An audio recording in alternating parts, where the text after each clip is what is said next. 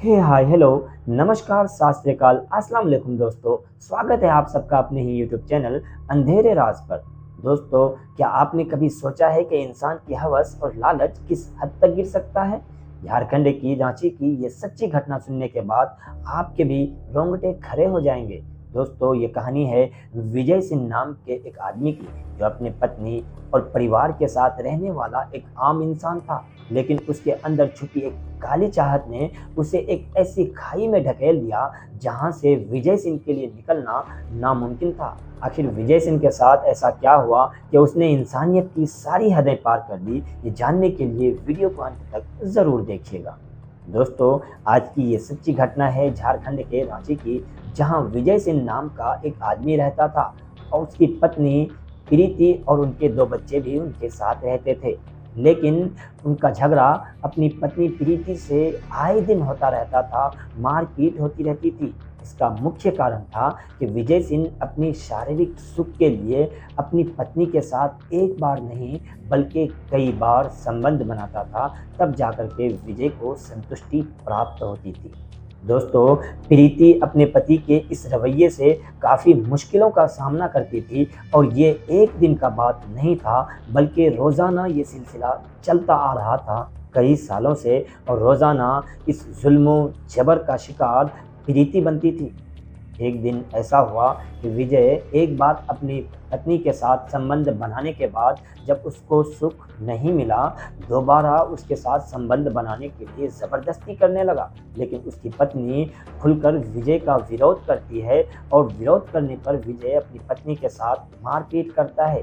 अगले सुबह उठकर उसकी पत्नी अपने दोनों बच्चों को अपने साथ लेती है और अपने मायके चले जाती है। और इधर 10 से 15 दिन गुजरने के बाद विजय को अकेलापन सताने लगता है। ये खाली सुनसान घर विजय को काटने लगता है। विजय सारी चीज़ें भूलकर अपनी पत्नी को मनाने के लिए उसके मायके यानी विजय अपना ससुराल पहुंच जाता है और अपनी पत्नी को खूब मनाने की कोशिश करता है, उनके सामने विनती करता है और कहता है कि चलो अपने घर, जैसा तुम कहोगी वैसा ही होगा, अब आगे से ऐसी गलती मैं नहीं करूँगा। लेकिन उसकी पत्नी माँ अपने ससुराल आने से साफ इनकार कर देती है और विजय वापस अपना घर आ जाता है। लेकिन इस तरह कितना दिन चलता? विजय तो अकेलापन का शिकार हो चुका था और इस तरह से 4-5 महीना गुजरने के बाद विजय एक बार और अपनी पत्नी को मनाने के लिए अपने ससुराल जाता है और अपनी पत्नी को मनाने की कोशिश करता है। लेकिन उसकी पत्नी साफ लफ्ज़ों में इनकार करती है और कहती है, जाओ, तुम्हें जिसके साथ ज़िंदगी गुजारना है गुजारो, मैं तुम्हारे साथ नहीं रह सकती, मुझे तुमसे तलाक चाहिए।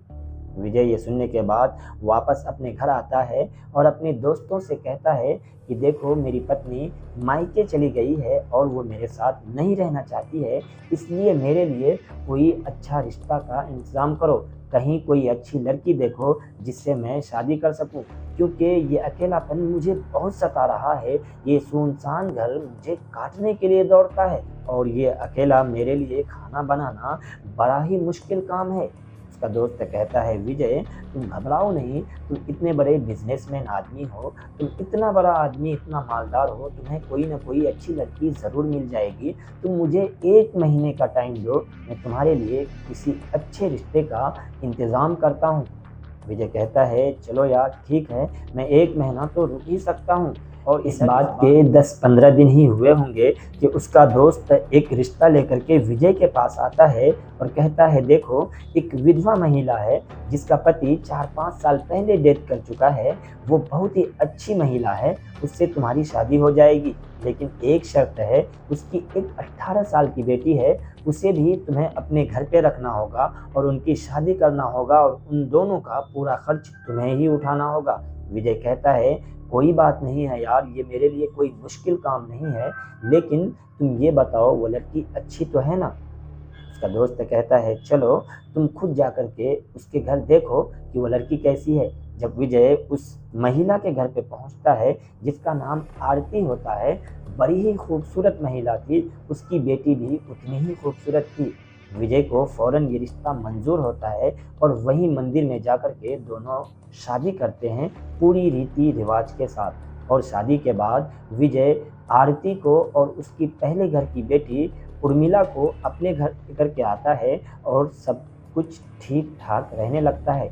विजय अपनी पत्नी आरती के साथ पूरी खुशी के साथ सुहाग रात मनाता है और अपनी शारीरिक सुख लेता है और अपने अकेलेपन को दूर करता है। और कहीं ना कहीं आरती भी 4-5 साल से इस सुख की प्यासी थी, क्योंकि उसका पति 4-5 साल पहले इस दुनिया से जा चुका था। आरती भी भरपूर विजय का साथ देती है और बड़ी खुशी से दोनों आपस में ज़िंदगी गुजारते हैं और विजय भी खुश रहने लगता है। लेकिन विजय की किस्मत में तो कुछ और ही था। उसकी पत्नी आरती प्रेग्नेंट हो जाती है और अचानक उसके पेट में एक दिन दर्द उठने लगता है। विजय ये सब देखने के बाद काफ़ी घबरा जाता है और फौरन अपनी पत्नी को नज़दीकी हॉस्पिटल में एडमिट करवाता है। डॉक्टर्स चेकअप करने के बाद, अल्ट्रासाउंड करने के बाद विजय से कहता है कि ये इसके पेट में जो बच्चा है वो मर चुका है और फौरन ऑपरेशन करके उस बच्चे को निकालना होगा, वरना तुम्हारी पत्नी को भी खतरा हो सकता है।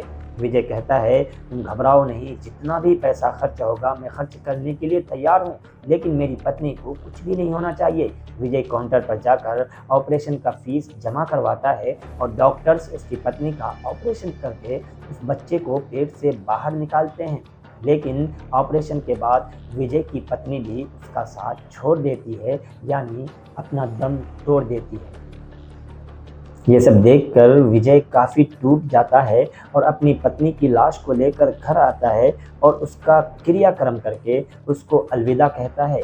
और विजय काफ़ी सोचने लगता है अपनी पत्नी के बारे में कि आखिर ये मेरे साथ क्या हो गया, मेरी इतनी अच्छी ज़िंदगी थी, अब ये अकेलेपन में तब्दील हो गई, अब मैं क्या करूँगा अकेलापन। अब फिर विजय को अकेलापन सताने लगता है, ये सुनसान घर काटने लगता है। एक दिन विजय अपनी पत्नी आरती को याद करते हुए अपने घर के बाहर बैठा हुआ था कि उसी टाइम आरती की बेटी उर्मिला, जो कि 18 साल की थी, नहा करके वॉशरूम से बाहर निकलती है और उसके कपड़े भी गीले होते हैं। विजय की नज़र अचानक उर्मिला पर पड़ती है और उसका सोच कुछ और ही कहने लगता है। विजय सोचने लगता है कि अब मेरा अकेलापन दूर करने का बस एक ही रास्ता है कि उर्मिला से नज़दीकियां बढ़ाई जाए। और आखिर बढ़ाए तो बढ़ाए कैसे। उर्मिला को अपने पास बुलाकर विजय बिठाता है और उसके बालों पर, सर पर हाथ फेरते हुए कहता है, उर्मिला, क्या तुम्हें अपनी अम्मी की याद आ रही है? अगर कभी भी तुम्हें उसकी याद आए तो तुम मेरे पास आकर के बैठ जाया करो, मुझसे बातें क्या करो, मैं तुम्हें कभी भी तुम्हारी माँ की कमी महसूस होने नहीं दूंगा। उर्मिला सोचती है कि ये तो मेरे पिताजी हैं, मुझसे लाड प्यार कर रहे हैं, लेकिन इस पिता के दिल में तो कुछ और ही चल रहा था। अब ये नज़दीकियां बनाने के बहाने खोजते रहता है। एक दिन विजय बाज़ार जाकर अपने फ़ोन के अंदर काफ़ी सारी गंदी फिल्में, गंदी वीडियोस लोड करवाता है और फ़ोन लेकर के घर वापस आता है। और जब रात का समय हो जाता है तो वो फ़ोन उर्मिला के हाथ में पकड़ा करके कहता है कि उर्मिला, इस फ़ोन के अंदर काफ़ी सारी अच्छी मूवीज़ है, तुम इसे देखो, ये देखने के बाद सुबह मुझे बताना कि तुमको कैसा लगा। उर्मिला वो फ़ोन लेकर के अपने रूम में जाती है और जैसे ही फ़ोन का स्क्रीन ऑन करके वो वीडियो देखने की कोशिश करती है तो उसको दिखता है कि उसके पिता के फ़ोन में काफ़ी सारी गंदी फिल्में भरी हुई है, काफ़ी सारी गंदी वीडियोस भरी हुई है। उर्मिला उसी वक्त झट से अपने रूम से बाहर आकर अपने पिता के कमरे में जाती है और अपने पिता को कहने लगती है कि पिताजी, आपके फ़ोन में बहुत सारी गंदी फिल्में और गंदे वीडियोस हैं, आपने ये कहाँ से लोड करवाए, आपको ये नहीं देखना चाहिए। विजय कहता है, बेटी, ये कॉमन सी बात है, आओ मेरे पास बैठो। अपने पास बिठाकर उर्मिला से कहने लगता है, देखो, ये सारी चीज़ें तुम्हें देखना चाहिए, तुम्हें सीखना चाहिए, क्योंकि आगे चलकर तुम्हें भी ये सब करना होगा जब तुम्हारी शादी हो जाएगी। तुम्हारी माँ के साथ मैं भी तो यही सब करता था। उर्मिला वहाँ से झट से उठती है और वो फ़ोन वहीं पर फेंक करके अपने रूम में चली जाती है। इसी तरह से ये सिलसिला 2-3 दिन चलता रहता है। फिर उर्मिला सोचती है कि जब मेरे पिताजी देखने कहते हैं और मुझे हकीकत में इसकी ज़रूरत पड़ने वाली है, मुझे सीखने की ज़रूरत है, जब मेरी काम आएगी तो पिताजी के कहने पर देखने में क्या ही दिक्कत हो सकता है।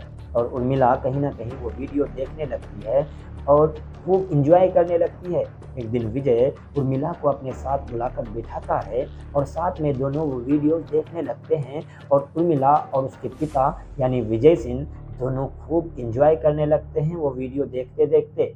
जब विजय देखता है कि मेरी बेटी ये वीडियो देखने में खूब एंजॉय कर रही है, तो विजय आहिस्ता से अपना हाथ उर्मिला के हाथ के ऊपर रखता है और आहिस्ता से उनके बालों को सहलाने लगता है और उनके चेहरों को सहलाने लगता है। जब विजय अपने आप को कंट्रोल नहीं कर पाता है तो उर्मिला को किस करने के लिए बढ़ता है, तो उर्मिला फौरन उसको रोक देती है और कहती है कि यह आप क्या कर रहे हैं, आपको ये नहीं करना चाहिए। विजय ये देखने के बाद फौरन अपने आप को कंट्रोल करता है और डर जाता है कि कहीं उर्मिला ये सारी बातें जाकर बाहर किसी को बता ना दे।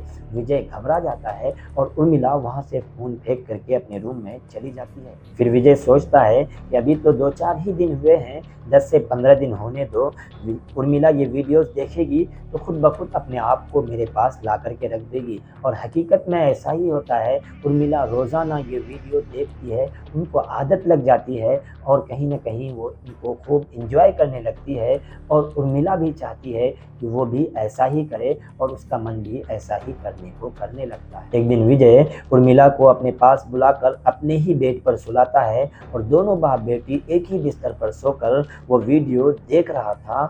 जब देखते देखते विजय अपने आप को कंट्रोल नहीं कर पाता है तो उर्मिला को चारों तरफ उनके बदन पर सहलाने लगता है और कहीं न कहीं उर्मिला भी खूब उत्तेजित हो जाती है और अपने पिता यानी विजय सिंह का भरपूर साथ देती है और दोनों मिलकर खूब एंजॉय करते हैं। और ये सिलसिला और ये प्रेम कहानी एक दिन नहीं दोस्तों, बल्कि 1.5 से 2 साल तक चलता रहता है और विजय सिंह अपनी हवस का शिकार खुद अपनी सौतेली बेटी यानी उर्मिला को ही बना रहा था। कहते हैं ना दोस्तों, सच्चाई कभी नहीं छुपती है। इसी तरह उर्मिला एक दिन काम से अपने घर से बाहर निकलती है तो उसकी गांव की 6-7 महिलाएं एक जगह खड़ी होकर के बातें करती है तो अचानक उसकी नज़र उर्मिला पर पड़ती है। तो वो लोग देखती हैं कि उर्मिला का पेट काफ़ी उभरा सा नज़र आ रहा था और वो औरतें, वो महिलाएं उर्मिला को अपने पास बुलाती हैं और कहती हैं कि बेटा ये तुम्हारा पेट इतना उभरा हुआ क्यों नज़र आता है। जब वो लोग हाथ लगा करके चेक करती है तो मालूम होता है कि उर्मिला 6 से 7 महीने की प्रेग्नेंट है। जब वो महिलाएं उर्मिला से पूछती है कि ये सब तुम्हारे साथ क्या हुआ, तो उर्मिला शर्मा करके वहाँ से चली जाती है और उन लोगों को कुछ भी नहीं बताती है। जब ये बात उर्मिला के चचा को पता चलता है तो उर्मिला के चचा उर्मिला को बुला करके कहता है कि बेटा ये सब क्या हुआ तुम्हारे साथ, आखिर कौन करता है ये तुम्हारे साथ, मुझे तुम उसका नाम तो बताओ। उर्मिला शर्मा जाती है और रोने लगती है तो उसके चचा को कुछ गलत का आभास होता है और वो फ़ौरन पुलिस स्टेशन में फ़ोन करके इस बात की शिकायत दर्ज कराता है और पुलिस फ़ौरन मौके पर आकर के उर्मिला को अपनी हिरासत में लेती है और पूरी कार्रवाई के साथ उर्मिला से सख्ती से पूछने लगती है। उर्मिला पुलिस के डर से सारी सच्चाई अपने आप उगल देती है, चाचा और चाची को सारी सच्चाई बताने लगती है। पुलिस भी सुनती है, वो कहती है कि किस तरह उसका बाप मोबाइल में वीडियोस डलवा करके लाता था और उसको दिखाता था और जब वो दोनों वो वीडियोस देखते थे तो उत्तेजित होकर के दोनों एक साथ वैसा ही करते थे जैसा वो वीडियोस में हुआ करता था। दोस्तों, जब ये पूरा सच सामने आया तो पूरा गांव वाला हैरान रह गया। पिता जैसे पवित्र रिश्ते को दागदार करने वाले विजय सिंह को पुलिस हिरासत में लेकर के जेल भेज देती है और अदालत उसे उम्र कैद की सज़ा सुनाती है। लेकिन दोस्तों, सोचने वाली बात यह है कि आखिर क्यों इंसान अपने अंधा जुनून और हवस के पीछे उस रास्ते पर चले जाता है जहां से वापसी संभव नहीं है। दोस्तों, ये कहानी सुनाकर हम किसी को परेशान नहीं करना चाहते, किसी की भावना को ठेस पहुंचाने का मेरा मकसद बिल्कुल भी नहीं है। मैं ये कहानी सुनाकर सिर्फ आप लोगों को जागरूक करना चाहता हूँ। ये कहानी हमें ये सिखाती है कि हमेशा हमें अपने आसपास के माहौल पर नज़र रखना चाहिए और ज़रूरत पड़ने पर आवाज़ भी उठानी चाहिए, क्योंकि चुप्पी ही अपराध को जन्म देती है। दोस्तों, ये वीडियो अगर आपको सच में हैरान किया है तो लाइक कीजिए, शेयर कीजिए और अगर आप मेरे चैनल पर नए हैं तो सब्सक्राइब करना बिल्कुल मत भूलिए, क्योंकि हम आपके लिए ऐसी ही सच्ची घटना और सस्पेंसफुल कहानियाँ लेकर आते रहेंगे। जब तक के लिए धन्यवाद।